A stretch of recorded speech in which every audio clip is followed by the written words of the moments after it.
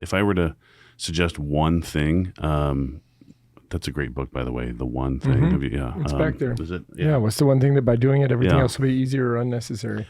Is family dinners, family meals.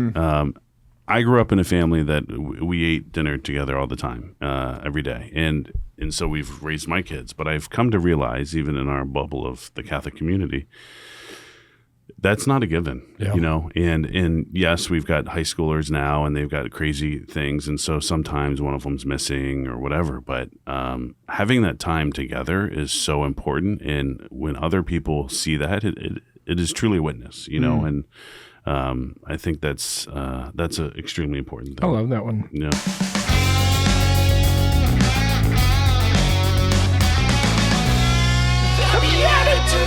Hello, happy Friday. Welcome to the BeatiDudes, a podcast for Christian men seeking to grow in holiness by learning from and with one another, encouraging each other in this beautiful thing we like to call authentic fraternity. Good job. Thank you. Yeah. By affirming each other, even mid-sentence. My name is Paul Kolker, and I am joined, as always, by my co-hosts, Nick Bezner. What's going on? And Jeff Schiefelbein. Howdy. I like to try to pronounce your name differently every time. I'm not even sure where I'm from originally, so fair go enough. for it. I'm Pangean. Yes, very good. Thank you. All of the above. And we're joined again by none other than the president of Legatus himself, Stephen Henley. Welcome back. Thank you, everybody. Yeah. Thank you. Wow. Wow. Texas. The crowd is loving it today. I love Texas. They love you. You just won over half our audience, and most of those are Nick Bezner's family. But if you're enjoying the show, first of all, please share, like, subscribe, all of that good stuff. 5 stars. Yeah, that's if you're on the Apple, iTunes, or Spotify, any and all of that. But really, we thrive by sharing the show for more people to listen to these great stories that we get from our guests. So please go back to the Monday episode as well, because that was phenomenal, learning about Legatus and what it is and bringing Catholic faith into the business world in a powerful way. But yeah, Stephen, welcome back. Thank you. Legatus? Is that how you really say it? Legatus. Legatus? Is it? Oh, it's like a romantic Legatus. language of Latin. Legatemus. Actually, you know, Tom was just looking for a fun Latin word that would jazz, you know, and came up and then it worked. Yeah. Oh, that was you? No, Tom. Oh, Tom. Oh, yeah. Okay. I was like, whoa, you were driving 100 miles per hour in an Audi, and you were like, Legatus. Hey, Tom. Do you know what advertisement I want y'all to do? It's kind of like what you see in the Super Bowl and on the big stuff. Instead of whatever they're doing for Jesus, it's Legatus. He got us. Legatus. He got us. Yeah. He got us. Instead of he gets us, he got us. Legatus. Ooh. Yeah. We're on to something there. Kind of riff off of the... You know, I know he gets us, but he also got us. Yeah. That's the Catholic version. Legatus, he got us. So do you know the meaning of Dominus? To the Lord, right? Or Wow. Is that right? You do your conjugations. it's the dative. It was the dative. not purposely, but yeah, Dominus is Lord. So Yeah. And domino is either like, it can be used, I think, as of or to to God. So you must have gone to Wyoming Catholic or something to get your Latin. Thank you for doing our plug for us. That's fantastic. He said that right here in Elizabeth office. He did. He really did. Aquinas Wealth Advisors. And so... I feel like we're all in solidarity. But it's on fire for media. Keep going. All right. Yes, that's fantastic. Yeah, no, I was going to say something in the previous episode, but like I never found the right moment. So thank you for teeing me up for that opportunity. Because, yeah, I did love studying some Latin, and I was in seminary for a few years. So when you were speaking about your discernment. Oh, very good. Yeah, I had a similar sort of journey. Yeah, so that was part of it. But yeah, speaking of your journey, I think we want to find out. Wait. When he got out of seminary, he hooked up with Tom Moynihan, and everything's taken off. You hooked up with me. Yeah, and so far here we are, identical scenario. And that's how different paths are made.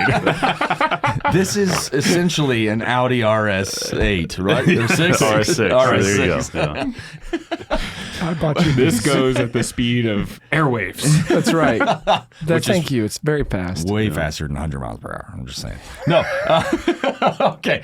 No, but great to have you back. We want to find out more about the man behind the president of Legatus, right? Because Yes. you mentioned how Legatus is about like the family, right? Bringing in spouses as well, so that it's not just an organization where it's another club or something that's taking the man away from his family, Right. Or the wife. But I mean, you said 90% men, just right. So it's like you're trying to bring in the whole family. So tell us about your family. Like, what's your story behind all that? So let me tell you a little bit about my immediate family, the family I grew up in. I'm the youngest of 7, so I had 5 brothers and 1 sister. Okay. The sister was right in the middle. And that's interesting because now I have 6 kids. 5 of them are girls and 1 boy. So, we've got 6 kids. My wife, Krista, and I started dating in 2004 at Ave. Interestingly enough, I don't know if she'll want me to say this on air, but Do it. But we actually we broke up a week into Ave, and it was actually very good for our relationship. But we ended up getting back together a few months later. It turned out really good, so It turned I'm out going to really go ahead and good, approve yes. that comment. Yes. We're not cutting that. So we went to Ave in 2005. My unit was activated in the Marine Corps. 2005, we were in the midst of the Iraq War. So we were activated, and I deployed in 2006. And so right before I deployed, I proposed, because that's what one does, right? You know, like I promise I'm coming back. Yeah. Which, you know, I couldn't really promise, but I did. Sure. But you want to hope, right? Like, I mean, there's that placing that symbol of hope. Exactly. And so I deployed, came back, and when you go to war,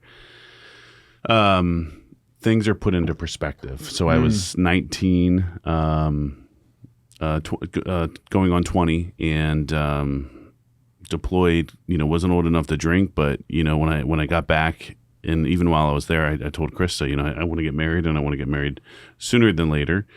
We were already planning to get married at the end of the year, and I said, well, why not just get married, 6 months after I get back? Yeah. You can do all the planning, right? So we ended up getting married, and it was the end of my then sophomore year and the end of her junior year. And so everybody's looking at us like we're crazy. Like, you can't get married. You're still in college. And, I like, love that.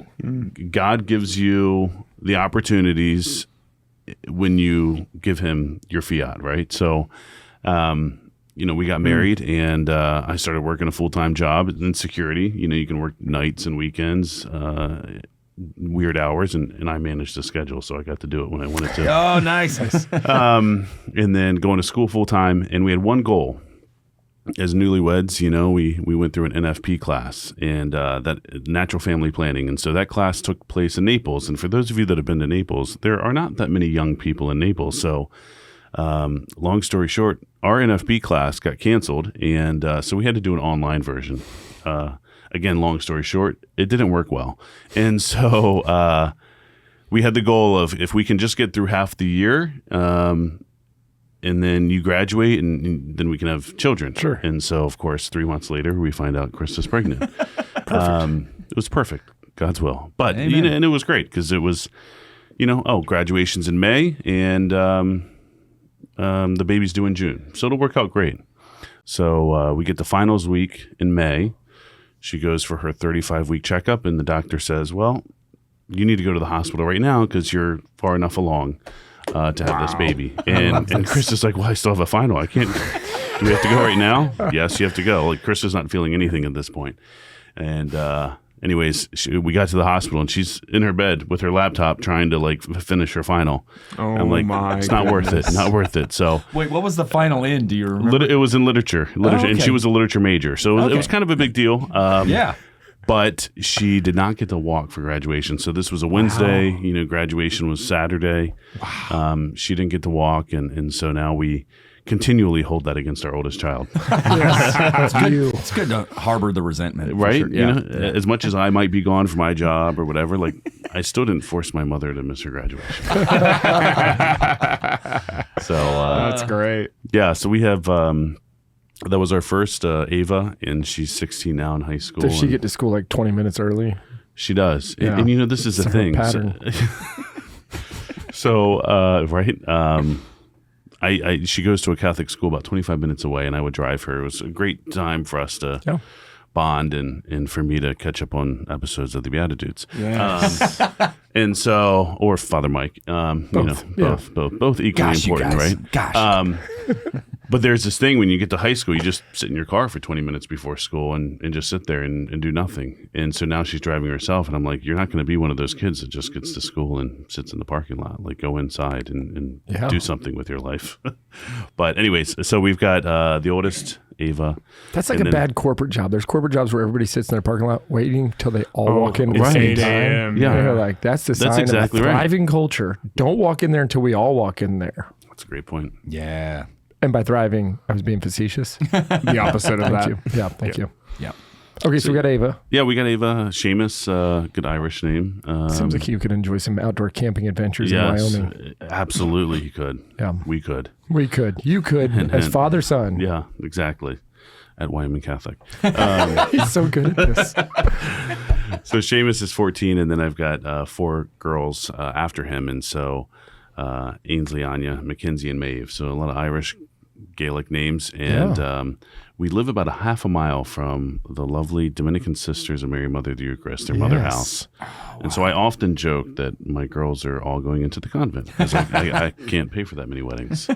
One of the sisters came down and hung out with us all here in the Vatican Valley. We had about 20 of us sit around and hang out here. The Vatican Valley. That's I where like you that. are right now. That's Yeah. I could tell coming in here. It was like St. Peter's. The fancy stuff Is that why the floors are marble? That's it. Yeah.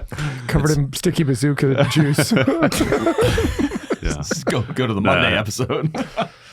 I love those sisters. They're awesome. They're young, they're joyous, and so they run some of the schools in Ann Arbor, and so we just have a great opportunity for Catholic education in Ann Arbor, and oh, by the way, Tom Monahan helped with that order as well. That's coming to Ann Arbor, yeah. Yeah. They were going to start the Sisters of Life and help Cardinal O'Connor with the Sisters of Life in New York, and they were coming to see Tom as a benefactor, and Tom said, well, how about you just start the order here? And Instead of I'll going pay back, for it. how about I let you drive this Audi 100 miles an hour? Exactly. Wherever you stop, we'll just build a school. That's pretty much how it worked Go out. watch the Monday episode. Yeah. Just how it went down. I've tried it. Doesn't work for me. Go drive my 2013 Chevy Suburban. Anyways. So, okay, you got all these kiddos. What's the secret to being a great father to 6 children? So that I'm asking for a friend. Yeah, because he's When you're good, sometimes on the road Well, for work. and he's good to one of his 7 kids. So it's the other 6 you're looking for the advice. How do I handle 6? I got one of them. There's 6 of them. One's locked in. We're good. Yeah. Well, I don't claim to be a pro, but I think obviously prioritizing your family over your business, and even for me working for a Catholic organization, obviously, like I could be on the road all the time. We've got chapters all over the U.S. I could travel all the time, and so creating that balance so that you can really be intentional with your kids at home and by going to their events.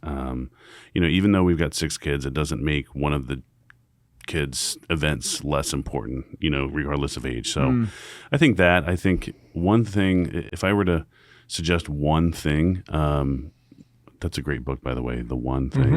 It's back there. Is it? Yeah. What's the one thing that by doing it, everything Yeah. else will be easier or unnecessary? Is family dinners, family meals. I grew up in a family that we ate dinner together all the time, every day. And so we've raised my kids. But I've come to realize, even in our bubble of the Catholic community, that's not a given, And yes, we've got high schoolers now, and they've got crazy things. And so sometimes one of them's missing or whatever. But having that time together is so important. And when other people see that, it is truly a witness, and I think that's an extremely important thing. I love that one. Yeah. I think the people need to hear those kind of traditions too, because I think sometimes we just get comfortable with the way things are. Yeah. And you have to go and be intentional about it. And trust me, your kids aren't going to want to do it every time and maybe even fight it, maybe not even eat. Yeah. But if you create that foundation, it's something they come back to. It's something they remember. I do remember that growing up, right? I don't remember a lot of like details, but I remember my parents being at the games. Even when I was not suited up to play because I was hurt or whatever, my parents would drive to an away game to watch me watch my team play. Yeah. And then of course family dinners, and I try every trick in the book to try to sneak away, and every once in a while I got away with it. But yeah, I'm still trying to work on the conversation topic, but a new one that I've been trying is the high, the low, and the God moments. And so, the older kids are like, Dad, seriously, are we going to do this again? And I'm like, yeah, we are. And then I didn't do it one night. And guess what? The 6-year-old said, Dad, what about our high and low moments? And so, boom, got you. Obviously asking the question, like, how was your day? Like, that's not going to get you very far. With some of the girls, it might actually. They'll just keep talking. But our game I want to share with you is called What I Love About You. And so on a regular night, you wouldn't do it every night, but on a regular one, if it's not somebody's birthday, you would do it for everybody. So, and you have to say the words love. Like, one thing I love about you, Nick, is this. And you share it with them. And then the next person, we all say it about Nick. And then after it's his turn, it's Steven's turn. And we'll do it with visitors, with extended family, with our family. It's really neat. I can predict Benny's always going to tell Grammy and Grandpa that he loves that they bring him presents for all day and all night and a long, long time. Like that's exactly what comes out of his mouth every time. But then you get to have these moments where the grandparents are telling my wife, my parents tell my wife something that I love about you. But if they ever say, what I like about you, people will be like, no. What do you love about Paul? What do you love about Lorelai? What do you love? And that changes this like almost demeanor. Yeah. And then when it's somebody's birthday, we go deep. Like it's just pile it on one at a time one after another, just going into what we love about you. I love that. Yeah. It's also translatable in the office. So I took a Dale Carnegie course a couple years ago. And one of the things was basically just that. Give us adjectives that describe this person. And so everybody's just shouting out. And then so now I've got this, 11 by 18 piece of paper with all these adjectives that people thought about me when I haven't even really interacted that much with them other than in this class. But I love that at the table too. We had a table made because nothing fit our family. Yeah. We basically, we paid money for it that was good, but the table looks crazy because the kids run around on it and break things and pour things on there. Don't you love kids? I love it. My kids, I've given up on the part where you're not supposed to stand on things. I think we're all supposed to stand on things now. Yes. That's how we're going to eat. But we actually put a Bible verse in one corner, and the other corner, we had a friend write in her handwriting, What I Love About You, and then we had it all sealed in there. So it's the What I Love About You that's table. Amazing. Yep. So it's for sale right now. I'm just unpaid commercial for tables by Jeff Schiefelbein. That's right, yes. Go to BeatiDudes.com. That book you were talking about is this white book right here. Yeah. I got the black to the right just a little bit, 4 more books to the right. It's the one thing. It's the Keller Williams story. It's phenomenal. It barrels it down and makes life way more simple. That, what's the one thing that we need to do? I'm just giving it to you, the Jeff notes right now, so don't worry about whatever. But that such by doing it, that it has to be something you can do. Everything else becomes easier or unnecessary. And I think family dinner is an incredible one thing. Yeah. Well, it's all about focus. And if you're not focused too, like on your faith, then how are you going to live it in all aspects of your life? In the undivided life. Best guest we've ever had. So it's true though. The more you separate from His will and the Word of God, how are you going to live that in all aspects of your life? And it's just enough said. Enough said. It's beautiful. Yes. So we got to get you back on a flight so you can go home to the family. You're going back to the motherland? I am. You going to see him tonight? The Wolverine country. Yeah. Sounds appealing. Sorry, I didn't mean I want to mention that in Texas territory here, but bang bang. Yep, we had the last trip of before Christmas, and so looking forward to spending that time with the family. That's awesome. Yeah. We're grateful to Advent with you, if that can be a verb. Yes, amen. Yeah. Thank you. Prepare our hearts. Adventus with Legatus. That was good. Just ideas. Just ideas. We have a Advent reflection actually that we were doing with Bishop Caggiano. Oh, no kidding. He's such a, I don't know if you've done anything with him, but he is a bishop from Brooklyn, and he just tells you how it is. He's now he's I want to say stationed, but he's the bishop of Bridgeport, Connecticut. Cool. A phenomenal bishop. Yeah. Okay, Bishop awesome. Frank Caggiano. That's awesome. Well, I know that this won't come out till the new year. So for 2025, just remember that you can check. How do we check out Legatus? Legatus.org, Facebook, Instagram, LinkedIn. Yeah, so legatus.org, and remember that Christ, He GOTS us. He got us. LEGATUS. .org. .org. That's it. Org. All right, we're going to see you on the interwebs. Stephen, what a blessing you've been to the BeatiDudes. It's been my privilege to be here. You all are great. And I'm not sure if you just came on a show called the BeatiDudes or a show called Wyoming Catholic College. That's how good you are at plugging things for people. So we'll see you on the interwebs. For the rest of you, we shall see you in the Eucharist. God bless you. Thanks for tuning in. If you'd like to join us at our undersized table, subscribe to the video version of the show on YouTube by typing @ that's the symbol @, so shift and 2 on your keyboard, @the_BeatiDudes on YouTube. We'll see you there.